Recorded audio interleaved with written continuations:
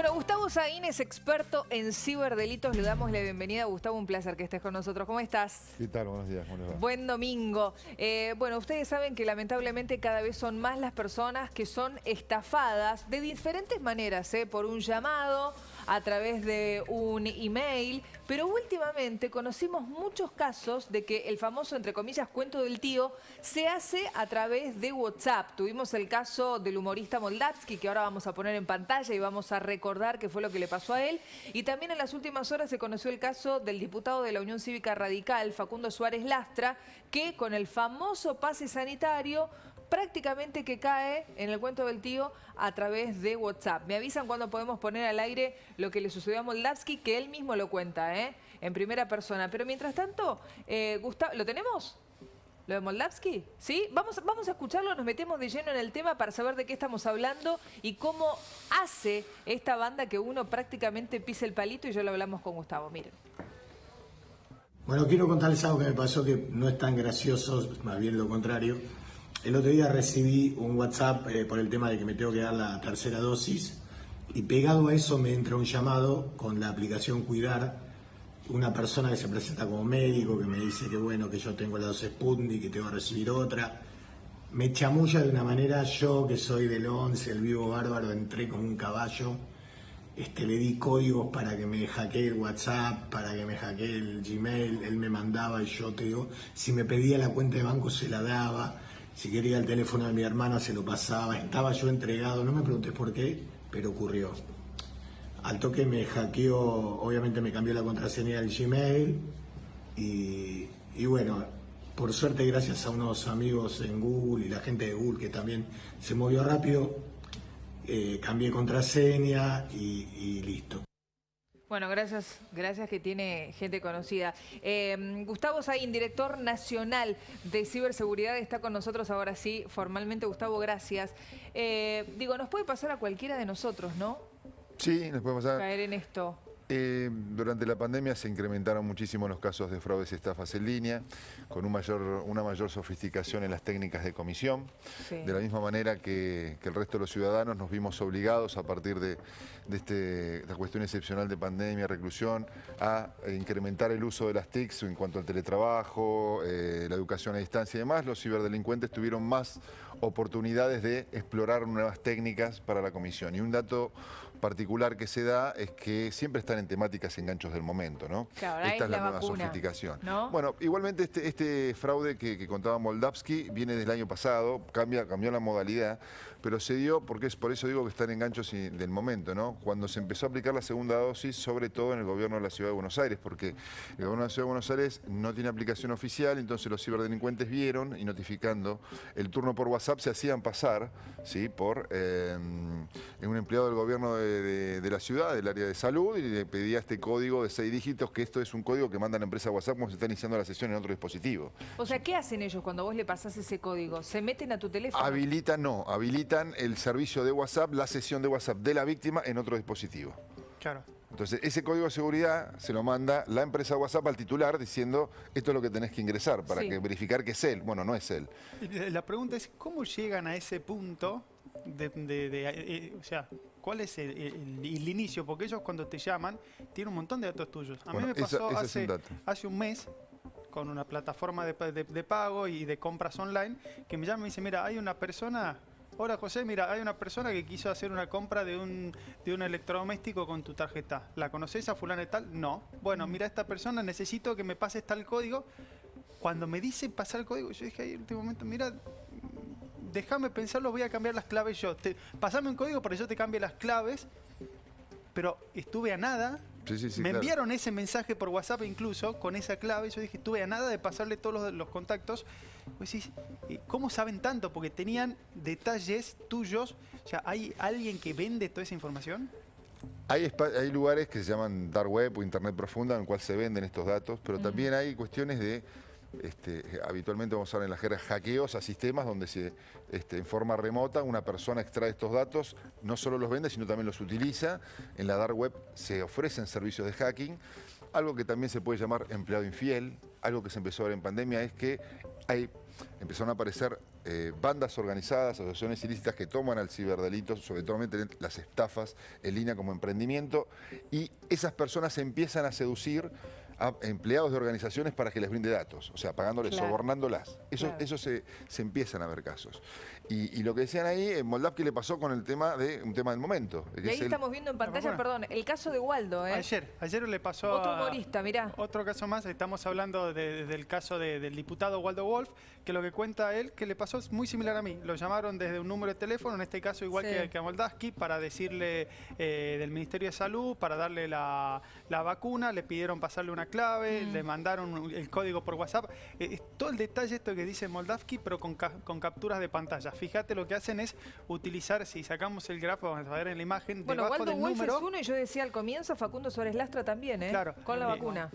Más abajo se alcanza a ver que debajo del número eligen como foto de perfil la del Ministerio de Salud. Claro. Exactamente. ¿Sí? Entonces por eso es lo que vos decíamos pensás, anteriormente. vos decís, pero es real, porque utilizan eso, o si fuese la plataforma de pago, lo mismo. En Internet es muy sencillo usurpar la identidad de una organización y de una persona. Sí. A ver, lo que también se empezó a ver es duplicación de cuentas de Facebook y de WhatsApp con una misma finalidad que el fraude del turno falso de vacunación.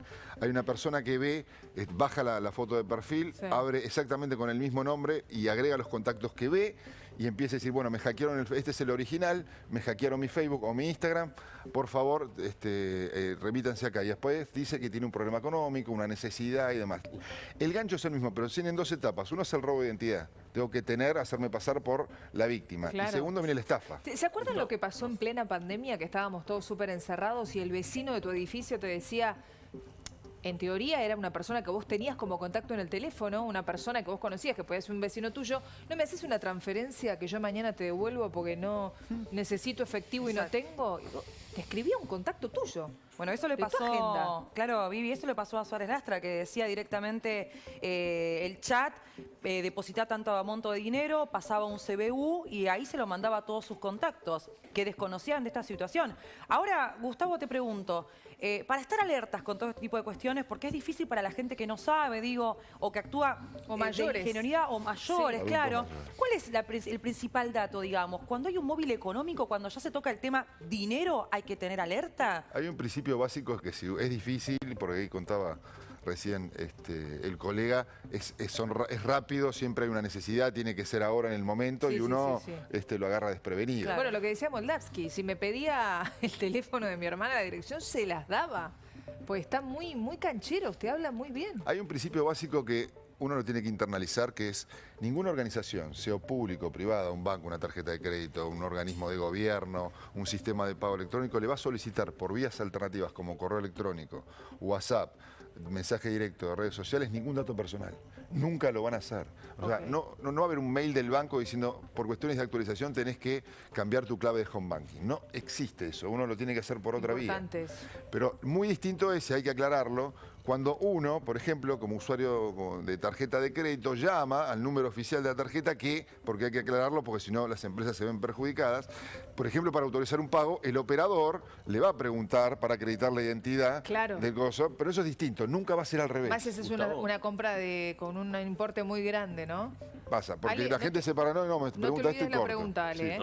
Vamos a repasar esto, tú con los tipos de ciberdelitos con Gustavo. Vamos a repasar y vos nos vas explicando cuál es la diferencia. Fraudes en compraventas. ¿Qué es esto de los fraudes? Generalmente los que se dan en los sitios de las tiendas en líneas y demás, que se ofrece un producto y el producto no es el que se ve, hay varios, digamos. No es el que se ve o nunca lo recibe, o está sobrevaluado. O te ponen otras cosas adentro. Generalmente en tiendas en líneas, antes había sitios de subastas también, ahora se dejaron de estar, empezó con eBay y acá había un sitio llamado remate.com, pero ahora es solamente tiendas en línea, pero bueno, acá en Argentina se están sofisticando y hay seguros, pero hay fraudes de compraventa. Después tenemos los fraudes en home banking que también tienen seguros ahora ya a partir de que creció mucho esto, ¿no?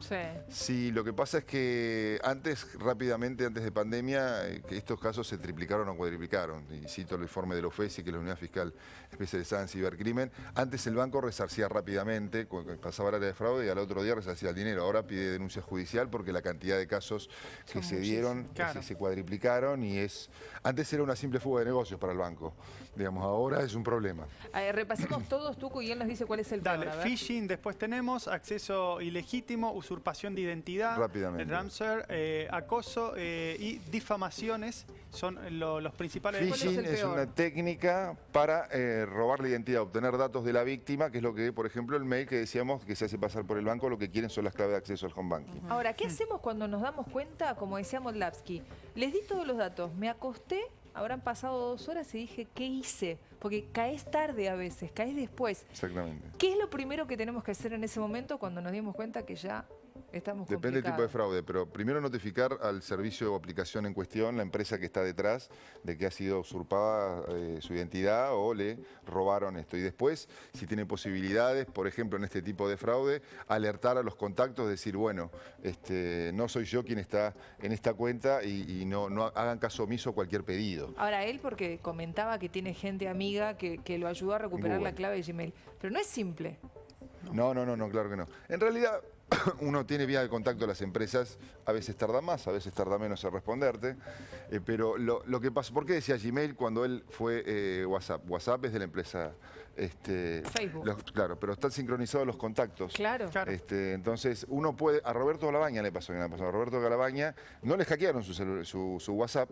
Simplemente dijeron, bueno, soy Roberto Galabaña, cambié el número de teléfono, pero sí tenían los contactos porque le habían hackeado su Gmail, no su WhatsApp.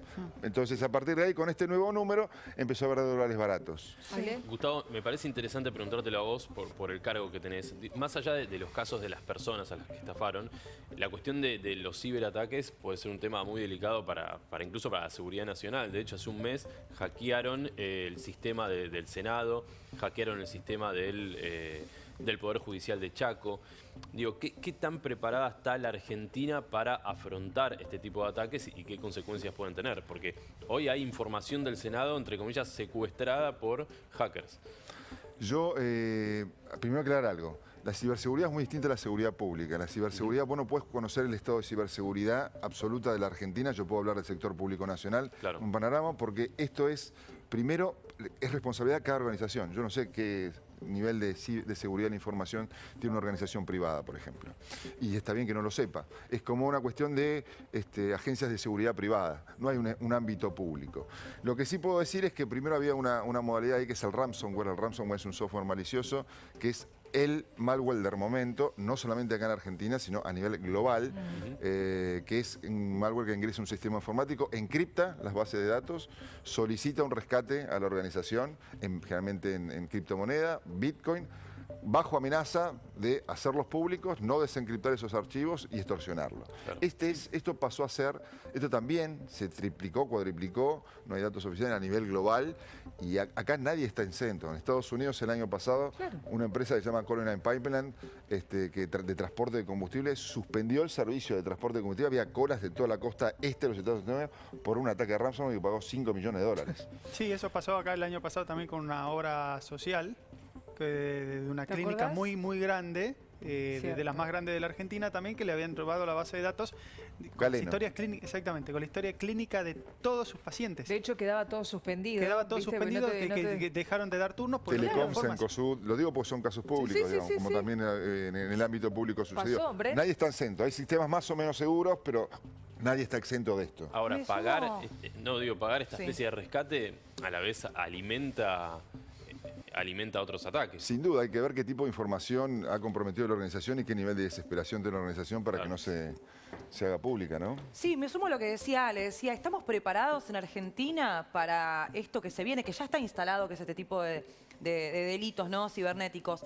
Pero, por ejemplo, una persona común y corriente, te roban los documentos, el teléfono, el celular, te vas a la comisaría a hacer la denuncia.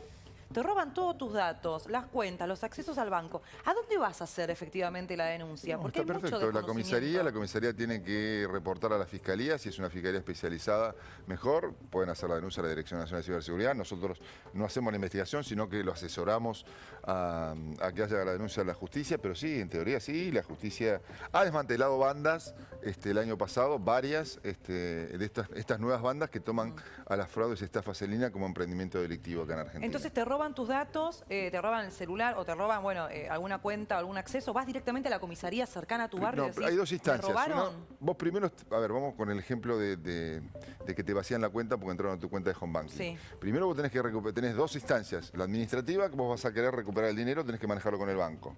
Y después la denuncia judicial para la persecución penal del responsable de ese delito. O sea, tenés dos instancias. Lo mismo cuando perdiste una cuenta, tenés que llamar a la empresa proveedora para tratar de recuperarla. O sea, claro, yo soy el titular y me han hackeado, me han usurpado mi identidad. Después está la otra instancia, que es la denuncia judicial.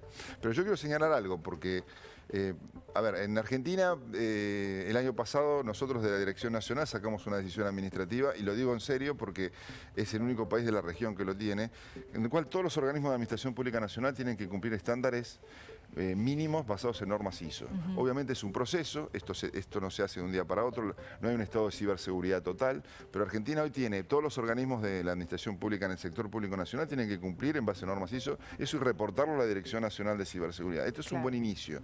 Y hoy hay 100 puntos focales, o sea, gente responsable en comunicar a la Dirección Nacional desde la Administración Pública de ciberseguridad. Eso antes no existía, y esto obviamente el contexto de emergencia lo ha motivado, ¿no? Hay otra cosa que está pasando, que la gente ante el temor de recibir un llamado y que sea falso o un mail, directamente corta, no contesta ese mail, ¿no? Porque, digo, te pasa. Hasta afecta al negocio, porque muchas empresas mandan publicidad por mail, entonces dicen, no, yo ni siquiera hablo, ni siquiera...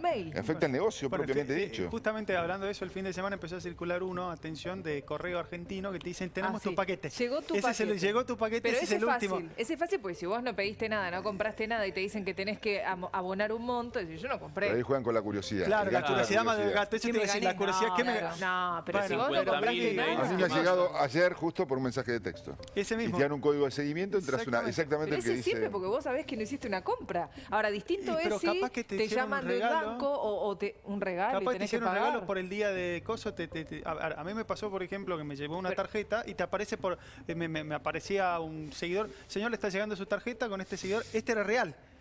Era real el caso, ¿me entendés? Pero utilizan el mismo, es el mismo sistema. Bueno, el otro día una señora me decía que estaba esperando materiales, una señora discapacitada, estaba esperando materiales para su discapacidad, y la llaman y le dicen, señora, la calle estaba cortada, de verdad, entonces dice, no podemos llegar a la puerta de su casa, ¿puede salir a la esquina a buscar? La señora no salió. Porque pensó que la estaban esperando ladrones en la esquina si ella salía. Fíjate, digamos, el trastorno que está generando todo esto. Ahí Gustavo decía recién que también recibió un mensajito que tenía que ver el correo. Y ahora, como director de ciberseguridad, ¿qué hiciste vos, Gustavo, cuando recibiste eso? ¿Alertaste? No le presté atención y obviamente reportamos de que hay un tipo de estafa para que la gente esté informada. Ahí va, ¿no? Porque, digo... Pero como funcionario. No ingresás, por ejemplo, gente común y corriente. Yo no ingreso. Pero ¿cómo hago para cuidar al resto, para prevenir que eso que digo, bueno, yo tengo, digamos, la cautela de no entrar porque ya me parece que es dudoso? ¿Cómo cuido yo, no sé, a mi mamá, a mi abuela, por ejemplo, de que no ingresen? Difícil, ¿Tengo que reportarlo? Ahí los adultos mayores primero se vieron obligados a la fuerza, digamos, en pandemia, a utilizar, si no eran ayudados por sus hijos o sus nietos, tecnologías de la información y la comunicación para cobrar su jubilación y demás. Son más confiados, son de la era analógica y de los medios masivos de comunicación. Todo lo que se veía en la televisión es todo cierto, y ellos confían de que ese mail de que está llegando, por ejemplo, de un banco es del banco. Claro.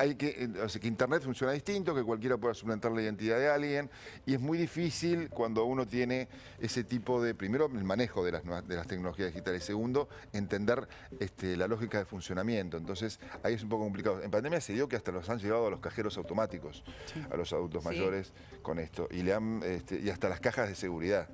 Esto es un tema muy complejo, pero bueno, hay que estar alertando, y esto sí tiene que ver con la conciencia del usuario. Hay algunos que son tremendos. Yo estaba repasando, porque hace poco me llegó un mail y estaba buscando esto que me pedían. Me decían que si yo quería recibir esta encomienda que me había llegado, tenía que sacarme una foto, una selfie, poner mi DNI, y aparentemente después con todos esos datos lo que ellos hacen es abrir, por ejemplo, una cuenta bancaria a tu nombre. Te pueden abrir ahora una cuenta bancaria, que justamente porque ahora te permiten sacas tu foto, le das abrir cuentas. ¿Saben para qué? Y hay que sacar un préstamo. ¿Para qué? No solamente para un préstamo.